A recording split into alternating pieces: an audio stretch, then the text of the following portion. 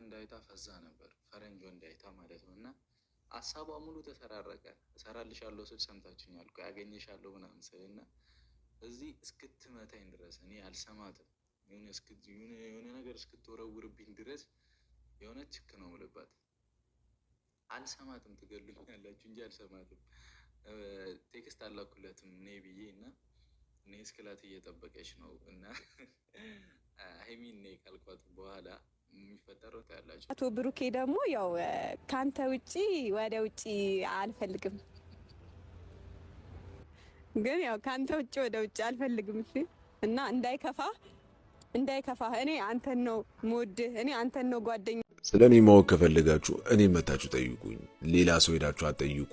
ሌላ ሰው የሚነግራችሁ ስለኔ የሚያስበውን እንጂ የሚያውቀውን አይደለም። እንዴት ብዬ ላስረዳችሁ? እንደ እናት እንደ ሁሉ ነገር የሆነችልኝ ሀይሚ ነበረች። የመሬን ነው በእውነት እንደ በቃ ይከብዳል ማስረዳት። የምር በጣም ብዙ ነገር የነበረች ሀይሚ። በጣም ወዶ ጊዜ ቢኖር ከሀይሚ ጋር ያሳለፍኩት ጊዜ ነው።